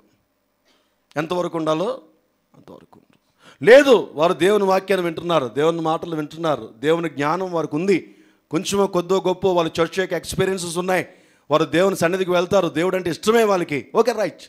కొంతవరకు వాళ్ళతో నువ్వు కలిసి తిరగడానికి ప్రయత్నం చేయి. ఒకవేళ జోడీగా కానీ ఉన్నట్లయితే వాడు తాగుపోతాడు, వాడు తిరిగిపోతాడు, వాడు జూదగాడు, వాడికి ప్యాకెట్ పిచ్చి ఉంది, వాడికి బెట్టింగ్ పిచ్చి ఉంది, నువ్వు వాడితో తిరుగుతున్నప్పుడు జాగ్రత్తగా గమనించండి. వాడు అప్పు ఎవరిని అడుగుతాడు వచ్చి? వాడు మూర్ఖుడు, వాడికి భయం లేదు, భక్తి లేదు. వాడికి వచ్చిన జీతం అంతా తాగుడికి ఇచ్చేస్తున్నాడు, వాడికి వచ్చిన జీతం అంతా కూడా బెట్టింగ్ వేసేస్తున్నాడు. ఇప్పుడు అప్పులు పాలైపోయాడు. ఇప్పుడు వాడికి డబ్బులు కావాలి. ఫస్ట్ ఎవరిని అడుగుతాడు? పక్కన నిన్నే అడుగుతాడు. అప్పులు చేసేవాడితోనంటే నువ్వు జాగ్రత్తగా ఉండాలట ఎప్పుడు కూడా. అంటే ప్రతిరోజు చేయి చాచే వాళ్ళు ఉంటారు కొంతమంది, ప్రతిదానికి చేయి చాస్తారు. ఇప్పుడు అవసరం వచ్చినప్పుడు ఎప్పుడైనా బాబుకు నాకు కొంచెం ఏమైనా 100 రూపాయలు అంటే సర్దడం వేరు. కొంతమంది ఉంటారు వాళ్ళు చేయి చాచే అలవాటు. వాళ్ళు కాఫీ షాప్కి వెళ్ళినా సరే కాఫీకి డబ్బులు ఎవరు, టీ షాప్కి వెళ్ళినా టీకి డబ్బులు ఎవరు, నూడిల్స్ కొనుక్కున్న నూడిల్స్ డబ్బులు ఎవరు, తినేస్తారు. ఆ టైంకి ఏదో ఫోన్ హలో హలో అనుకుని వెళ్ళిపోతారు, అంతే. బిల్ కట్టాలి మనం. కొంతమంది ఉంటారు, వాళ్ళు ఏంటంటే ఆధారపడిపోయే వాళ్ళు. ఎవరంటే వాళ్ళు ఆధారపడిపోయారు. ఇప్పుడు మిమ్మల్ని అంతమంది అన్నీ అంటారంటారు వీళ్ళు. ఇప్పుడు వాకింగ్ అని పాస్టింగ్ గారు అన్నారు, లైవ్ అవుతుందిరా, అయిపోయింది, వస్తుందా, మళ్ళీ ఇచ్చావా, ఏ ప్రైజ్ గాడ్ పోన్లే. సెకండ్ సర్వీస్లో మాట్లాడుతూ మాకు ధైర్యాలు ఉన్నాయండి. Praise god. ఇప్పుడు వరం గారు భరత్ని తీసుకుని వెళ్తున్నాడు అనుకుందాం బయటికి. భరత్ని ఎందుకు తీసుకెళ్తున్నారు అని ఆలోచన చేస్తే, భరత్ని తీసుకెళ్తే భరతే పెట్రోల్ వేయిస్తాడు, జగదీష్ని తీసుకెళ్తే పెట్రోల్ వేయిస్తాడు ఎవరు, వరం గారితోనే. అందుకని నేను అన్నాను, జగదీష్ని తీసుకెళ్తావు భరత్ని తీసుకెళ్తావు అంటే వరం గారు అంటున్నారు, పాస్టర్ గారు అంటే భరత్ని తీసుకెళ్తానండి అంటున్నారు. ఎప్పుడు అడిగినా అదే అంటున్నారు. ఎందుకంటే ఎప్పుడు అడిగినా సరే భరత్నే తీసుకెళ్తాను అంటున్నారు ఏంటని చెప్పి ఎంక్వైరీ చేస్తే, వరం గారు భరత్ మీద ఆధారపడిపోయారు అనమాట. ఏ విషయంలో? పెట్రోల్ విషయంలో. కొంతమంది షాపింగ్కి వెళ్తారా, వెళ్ళేటప్పుడు ఆటో డబ్బులు వీళ్ళు ఇవ్వాలి, వచ్చేటప్పుడు ఆటో డబ్బులు వీళ్ళు ఇవ్వాలి, అక్కడ ఏమైనా టిఫిన్ తింటే వీళ్ళు ఇవ్వాలి, అక్కడ వాటర్ బాటిల్ కొనుక్కున్నా వీళ్ళే వాటర్ బాటిల్ డబ్బులు ఇవ్వాలి, అక్కడ దేనికి వచ్చినా సరే వీళ్ళు ఇవ్వాలి. పర్స్ తేలేదక్క, ఫోన్పే ఉంటుంది కదా, ఫోన్ తెస్తావు కదా, కొట్టచ్చు కదా టకాటకమని. చాలామందిని మళ్ళీ మీ దగ్గరికి కర్మ ఏం చేస్తాం తప్పట్లేదు, అటు తిరిగి ఇటు తిరిగి మళ్ళీ అవదేరిగా రావాల్సి వస్తుంది. Praise lord. మీరు ఎక్కడికైనా షాపింగ్కి వెళ్ళారనుకోండి, ఎవరిని ఇంటి పక్కలు తీసుకెళ్తారా? సాధారణంగా ఎవరు తెలిసినటువంటి వాళ్ళని తీసుకెళ్తారా? వెళ్ళిన దగ్గర నుంచి వచ్చిన వరకు ఖర్చు ఎవరు? పొరపాటును కూడా తీసుకెళ్ళిన వాళ్ళు పెడతారేమో చూడండి. ఒకవేళ తీసుకున్న వాళ్ళు పెడితే ధన్యులు, అటువంటి వాళ్ళతో ఎక్కడికైనా వెళ్ళండి పర్వాలేదు. కానీ ఎప్పుడు చూసినా సరే మీ మీదే ఆధారపడిపోయి మీరే తీయాలనుకున్న వాళ్ళని నేను అంటున్నాను జాగ్రత్త, వాళ్ళని కొంచెం దూరం పెట్టుట నీకు క్షేమము, వాళ్ళని దూరం పెట్టుట నీకు క్షేమం. అలాగని మీరు పెట్టుబడి పెట్టదని అనట్లేదు. అటువంటి మనస్తత్వము కలిగినటువంటి వారు మంచివారు కాదు. పొరుగు వాడినిది ఆశించదని బైబిల్ చెప్తుంది. వాక్యానుసారమైనటువంటి జీవితం వారిలో లేదు కాబట్టి ఎప్పటికైనా నీకు వారు ప్రమాదమే నీతో. అటువంటి వారితో నువ్వు ఎక్కువ సహవాసం చేయడము అంత మంచి కాదు. కాబట్టి తప్పుడు మార్గంలో ఉన్నటువంటి వారితో ఎక్కువగా జోడీగా ఉండకండి. వివాహము చేసుకునేటప్పుడు జాగ్రత్తగా ఆలోచించి, ఇప్పుడు పెళ్ళి కాబోతున్నటువంటి పిల్లలు ఉన్నటువంటి తల్లిదండ్రులు ఏదో పెళ్లి చేసేస్తున్నాం అని కాకుండా చాలా జాగ్రత్తగా ఆలోచించేసి, చాలామంది నేను ఈ మధ్య కొంతమంది అడుగుతున్నాను, అమ్మ మీ పిల్లలు బ్యాప్టిజం ఇవ్వట్లేదంటే హిందూ మ్యారేజ్ అయితే చేసేస్తామని అంటున్నారు. నేనంటున్నా, చిన్నప్పటి నుంచి సంఘంలో పెరిగినటువంటి బిడ్డ కదా, చిన్నప్పటి నుంచి దేవుడు అంటే భయపడుతున్నటువంటి బిడ్డ, అటువంటి బిడ్డను తీసుకెళ్ళి వాళ్ళకి పెళ్లి చేస్తే చర్చ్ అంటే వింటాడా? సంఘం అంటే వింటాడా? ఇప్పుడు కూడా మన సంఘంలో చాలామంది చర్చెస్ కానటువంటి కొంతమంది ఉన్నారు. వాళ్ళు చర్చ్ వాల్యూ ఇంకా తెలియకపోవడం వల్ల చాలా ఇబ్బందులు పడుతున్నటువంటి వాళ్ళు ఉన్నారు. కాబట్టి లేచి నుంచుందాం, ప్రార్థన చేసుకుందాం. ఈ రాత్రి ఉదయకాల సమయంలో ఈ మొదటి ఆరాధనలో ఎక్కువ మంది స్నేహితులు ఉండే కంటే కన్నట బైబిల్లో అంటాడు, సామెతలు 17:24లో ఎక్కువ మంది స్నేహితులు ఉండడం కంటే కూడా మంచి స్నేహితులు కొద్దిమంది ఉంటే చాలట. నిన్ను ప్రేమించేవారు తక్కువ మంది ఉంటారు, నీ మీద ఆధారపడే వాళ్ళు ఎక్కువ మంది ఉంటారు. నీకు తెలియకుండానే నిన్ను వాడేసుకునే వాళ్ళు ఎక్కువ మంది ఉంటారు, నీకు తెలియకుండానే నీకు వాడబడుతున్న వాళ్ళు తక్కువ మంది ఉంటారు. నువ్వు గుర్తించాలి. గుర్తించకపోతే మిశ్రిత జనాంగంలాగా నీ దగ్గరికి వచ్చి నిన్ను పాడు చేస్తారు, నిన్ను మోటివేట్ చేస్తారు, నిన్ను రాంగ్ కౌన్సిలింగ్ ఇస్తారు. నేను మరలా చెప్తున్నాను, మీరు సలహా అడిగేటప్పుడు దేవుని యందు భయభక్తులు కలిగి దేవుని ఆత్మతో నింపబడినటువంటి వారికే సలహా అడగాలి. అన్య జనాంగం ఇచ్చినటువంటి సలహా నీ జీవితానికి ప్రమాదము. దేవుణ్ణి ఎరగనటువంటి వారు ఇచ్చినటువంటి సలహాలు ఎప్పటికైనా నీ జీవితాన్ని పాడు చేస్తాయి. దేవుణ్ణి ఎరగనటువంటి వారిని ప్రేమించు, వాడితో స్నేహించు. నీ బ్రతుకులోనికి రానివ్వకు, నీ జీవితంలోనికి రానివ్వకు, నీ పరిస్థితుల్లోనికి వారి సలహాలు తీసుకోవద్దు. అది నీకు మంచిది కాదు. నీ దేవుడు వేరు, వారి దేవుడు వేరు. వారి దేవుడు వారికి గొప్ప, నీ దేవుడు నీకు గొప్ప. నీ దేవుడు నీ జీవితంలో గొప్ప ఆలోచన కలిగి ఉన్నాడు, గొప్ప ప్రణాళికలు కలిగి ఉన్నాడు. దేవుని యందు భయభక్తులు కలిగిన వారితోనే దేవుడు మాట్లాడతాడు. అక్కడ సలహాలు తీసుకో, నీ బ్రతుకుల్లో దేవుడి కార్యాలు జరుగుతాయి. ప్రార్థన చేద్దామా? రెండు చేతులు పైకి చాపి కొన్ని నిర్ణయాలు తీసుకుంటావా ఉదయకాల సమయంలో? మొట్టమొదటిగా ఎవరు సలహాలు తీసుకుంటున్నావు? నీ జీవితం బాగోలేనప్పుడు, నీ బ్రతుకు కాలిపోతున్నప్పుడు, నీ కుటుంబం అన్యాయం అయిపోతున్నప్పుడు, నువ్వేదైనా ఒక నిర్ణయం తీసుకుంటున్నప్పుడు, నీ కొడుకు కోసమో, నీ కూతురు కోసమో, నీ అల్లుడి కోసమో, నీ అల్లుడి కోడల కోసమో, నువ్వు కొనుక్కునే స్థలం కొరకో, నువ్వు కొనుక్కున్న ఇల్లు కొరకో, ఎవరి కొరకో, దేని కొరకో ఎవరు సలహా తీసుకుంటున్నావు? ఎవరు ప్రేరేపణతో నువ్వు వెళుతున్నావు? ఎవరు మోటివేషన్తో నువ్వు వెళ్తున్నావు? జాగ్రత్త. మిశ్రిత జనాంగం మోటివేషన్తో ఇశ్రాయేలు ప్రజలు వెళ్ళినప్పుడు దేవునికి ఉగ్రతకు గురయ్యి వారు చచ్చిపోయే వరకు కారణమైంది. దేవునికి ప్రణాళికల్లోంచి వాళ్ళు తప్పిపోవడమే కాదు, వారు సర్వనాశనం అయిపోవడానికి మార్గము సరళము చేయబడింది. ఈ రోజున నువ్వు తీసుకునే నిర్ణయాల వెనకాతల ఎవరు సలహాలు ఉంటున్నాయి? ఎవరి ఆలోచనలు ఉంటున్నాయి? ఎవరు నిన్ను మోటివేట్ చేస్తే నువ్వు నిర్ణయాలు తీసుకుని ముందుకు వెళ్ళిపోతున్నావు? జాగ్రత్త. రెండు చేతులు పైకి చాపి దేవుని దగ్గర అయ్యా అని రాత్రి ఉదయకాల సమయంలో ప్రార్థన చేస్తే దేవుడు నీ కార్యాలు జరిగిస్తాడు. మరలా నువ్వు తీసుకునే నిర్ణయాల వెనకాతల దేవుని నిర్ణయం ఉండాలి, దేవుని ప్రణాళిక ఉండాలి, దేవుని ఆలోచన ఉండాలి. ఒక పెళ్లి చేసిన, ఒక భూమి కొన్నా, ఒక ఇల్లు కొన్నా, ఒక వ్యాపారం చేసిన, ఒక ఉద్యోగం చేసిన, ఒక కాలేజీలో జాయిన్ అయినా, కొన్ని కొత్త నిర్ణయాలు నువ్వు తీసుకోవాలనుకున్నప్పుడు దేవుని దగ్గర నువ్వు ప్రార్థన చేసి దేవుడు సహాయము చేసేంత వరకు, దేవుని యొక్క కార్యాలు మొదలు పెట్టేంత వరకు నువ్వు అడుగు ముందుకు వేస్తే జాగ్రత్త. అది నీకు ప్రమాదము, అది నీకు శాపము, అది నీకు దుఃఖము. ఆ దినాల్లో నీకు సంతోషంగా ఉండొచ్చు, కానీ రాబోతుండగా దినాలు జరుగుతుండగా ఏడుస్తావు. అది నీకు మంచిది కాదు. నీ దుఃఖంలో నుంచి సంతోషంలోకి తీసుకెళ్ళి దేవుని చేతులు పట్టుకున్నా ఆ చేతులే పట్టుకో. అవిశ్వాసుల మాటలు, అవిశ్వాసుల యొక్క ఆలోచనలు, అవిశ్వాసుల యొక్క చేష్టలు, అవిశ్వాసుల యొక్క క్రియలు, దేవుడంటే భయము భక్తి లేనటువంటి వారి యొక్క ఆలోచనల ప్రకారంగా నువ్వు కానీ నిర్ణయాలు తీసుకుంటే నీవు, నీ కుటుంబము కూడా వేదన పడుతుంది. నా ప్రియ దేవుని సంగమా, రెండు చేతులు పైకి చాపి రాత్రి ఉదయకాల సమయంలో ప్రార్థన చేయగలవా? ప్రభువా, నీకు స్తోత్రములు వందనములు చెల్లించుకుంటున్నాం తండ్రి. అయ్యా, మేము ఎవరితో జోడి కడుతున్నాం, ఎవరు ఆలోచనలు తీసుకుంటున్నాం, ఎవరు తలంపులు తీసుకుంటున్నాం, ఎవరు ప్రణాళికలు తీసుకుంటున్నాం, ఎవరు మమ్మల్ని మోటివేట్ చేస్తే మేము పడిపోతున్నాం. అది నాన్న మిశ్రిత జనాంగము చేసినటువంటి మాటలకి పడిపోయిన ఇశ్రాయేలు యొక్క పరిస్థితులు ఏ విధంగా ఉన్నాయో నెహెమ్యా గ్రంథంలో ప్రభువా వారు సరిదిద్దుకుంటున్నారయ్యా, వారు దిద్దుబాటు కలిగి చేసుకుంటున్నారు. ఈ రోజున మేము కూడా తండ్రి నీ ప్రణాళికలో ఉండడానికి, మమ్మల్ని మేము సరిదిద్దుకోవడానికి మాకు సహాయము దయచేయండి.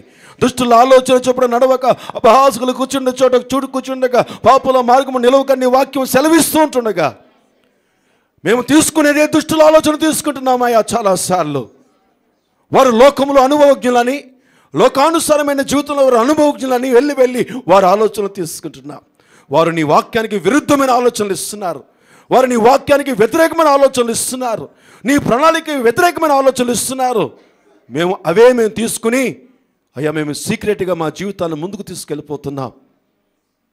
ప్రభా, ప్రస్తుత దినాలు బాగానే ఉండొచ్చు, కానీ వాళ్ళు ప్రస్తుతానికి ఆ మాంసం అడిగినప్పుడు, ఆ మాంసం గురించి మాట్లాడుతున్నప్పుడు, సనుక్కున్నప్పుడు, దేవుడు ఇచ్చినప్పుడు ఎంతో సంతోషంగా ఆశ తీర తనివి తీర తిన్నారయ్యా వాళ్ళు.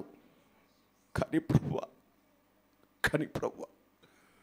వారు ఆశ తీరక మునిపే ఇంకా ఆ మాంసం పళ్ళ సందుల్లో ఉండగానే బలవంతులు, శూరులు, యవ్వనస్తులు తండ్రి చనిపోయారయ్యా. ఎంత దుఃఖమయ్యా ఇంట్లో, ఎంత వేదన తండ్రి. ఈరోజు మేము కూడా చాలాసార్లు లోకస్తులను వెంబడిస్తున్నాం, లోకస్తుల ఆలోచనలు వెంబడిస్తున్నాం.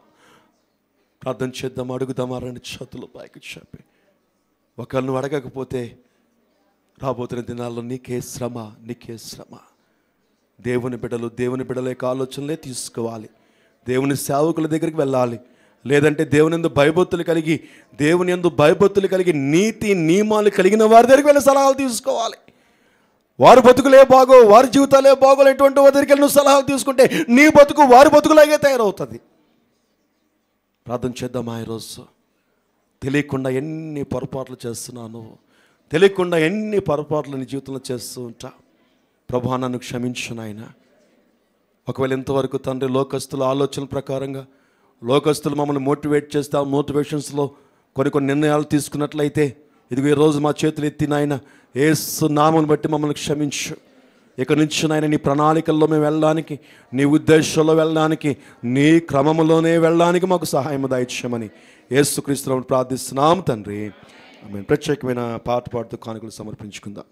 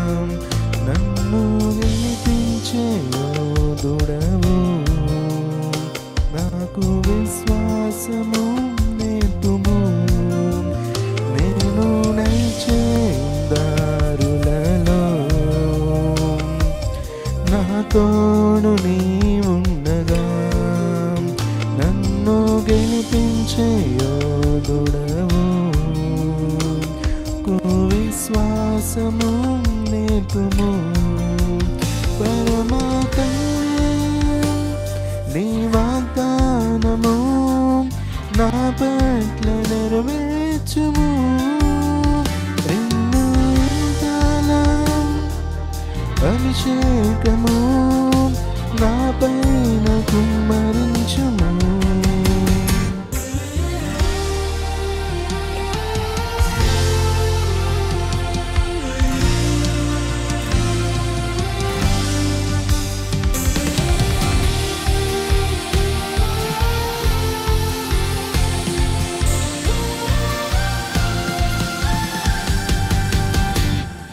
స్నేహితుడు వలె నాతో సహవాసం చేయుము,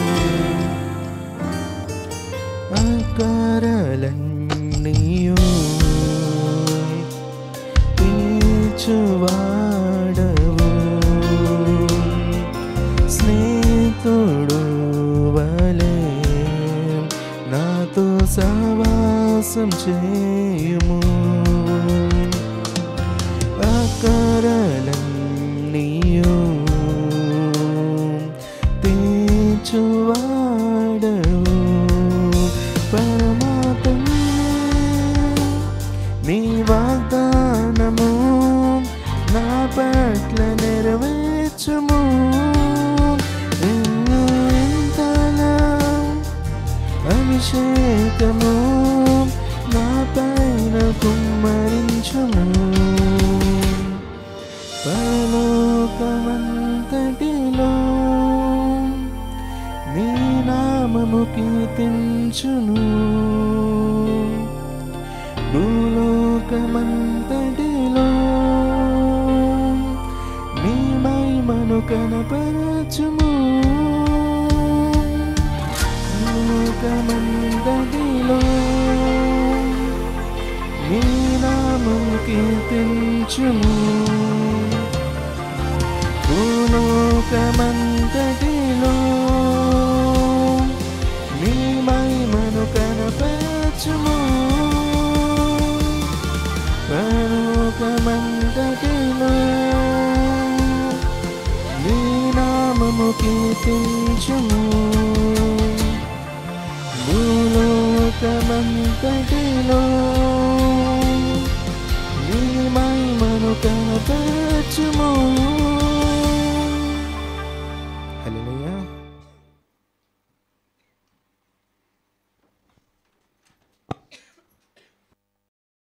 ముగింపు ప్రార్థన చేసుకుని ఆశీర్వాదం తీసుకుందాం. పరిశుద్ధుడు గరుడైన మా పరమ తండ్రి, ఉదయకాల సమయంలో మిశ్రిత జనాంగము, దేవుణ్ణి ఎరగని ప్రజలు, ప్రభా మిక్స్డ్ మల్టిట్యూడ్, దేవుని యందు భయభక్తులు లేనటువంటి వారు, దేవుని యందు విశ్వాసం లేనటువంటి వారు, వేరొక విశ్వాసంలో వెళ్తున్నటువంటి వారితో మేము బహుజాగ్రత్తగా ఉండాలని, లేకపోతే నీ ప్రణాళికల నుంచి మేము నెట్టివేయబడతామని ఈరోజు మీరు మాకు జ్ఞాపకం చేశారు. కానీ మేము చాలా చేసే పొరపాట్లు అవే ప్రభువా.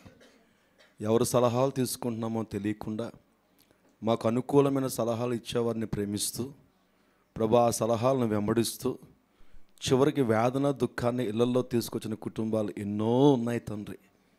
ప్రభా ఇక్కడి నుంచి నాయన మమ్మల్ని మేము దిద్దుబాటు చేసుకుని నీ ప్రణాళికలో ఉండే భక్తి కలిగిన జీవితం జీవిస్తూ భక్తి కలిగినటువంటి వాక్యానుసారమైన నిర్ణయాలే మేము తీసుకునే వారిని సలహాలు తీసుకుంటూ అటువంటి వారితోనే మేము వెళ్ళడానికి సహాయం చేయండి ప్రభా. అలనాడు తండ్రి దావీదుకి గొప్ప సంతానం ఇచ్చినటువంటి అమ్నోను ప్రభా చెడ్డ స్నేహితుడి యొక్క మాట విని సొంత అన్న చేత చంపబడినటువంటి స్థితిని మేము జ్ఞాపకం చేసుకుంటున్నాం.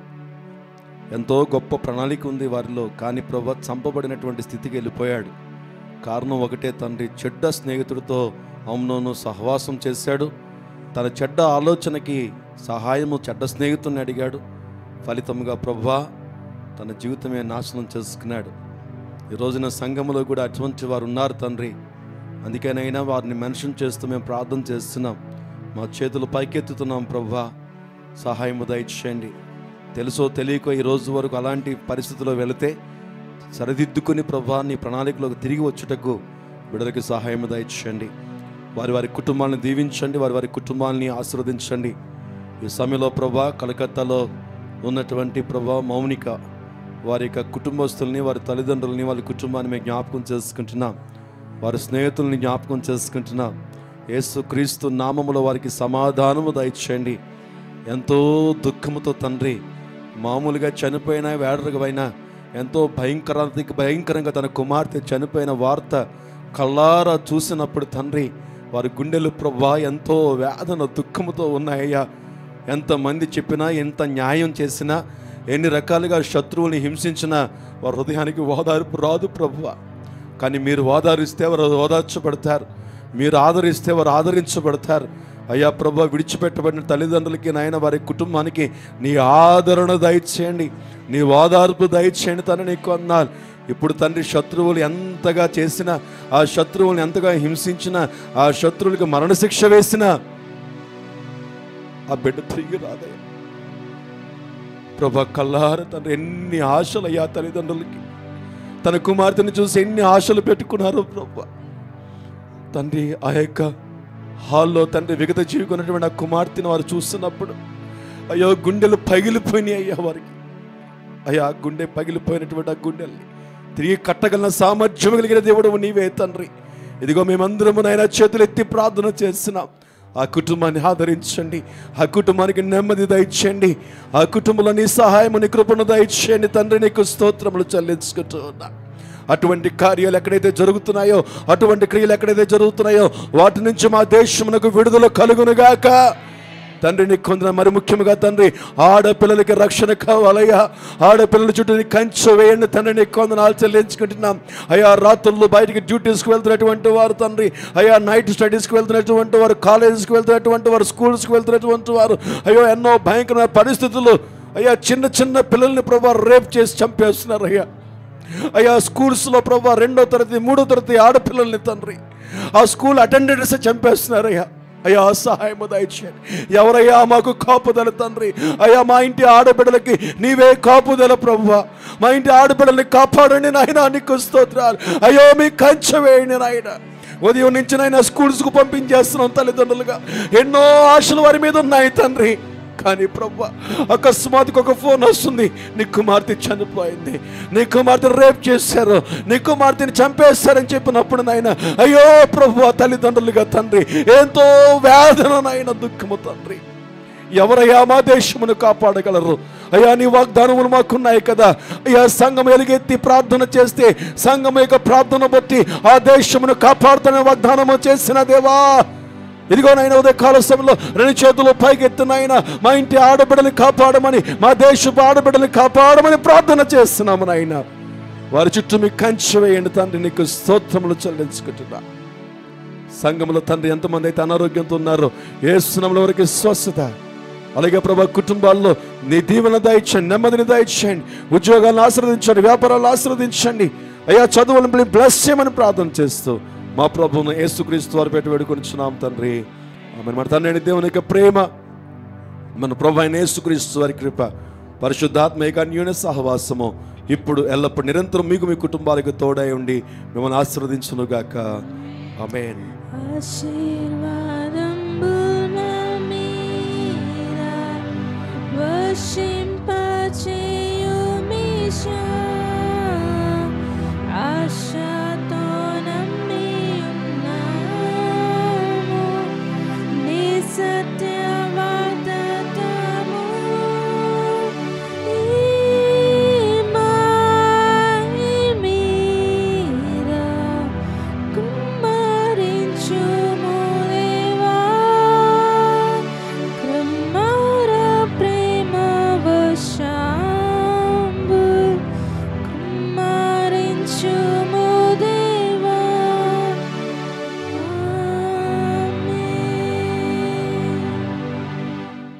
అందరికీ వందనాలండి. ఒకరు పలకరించుకునే వాళ్ళండి.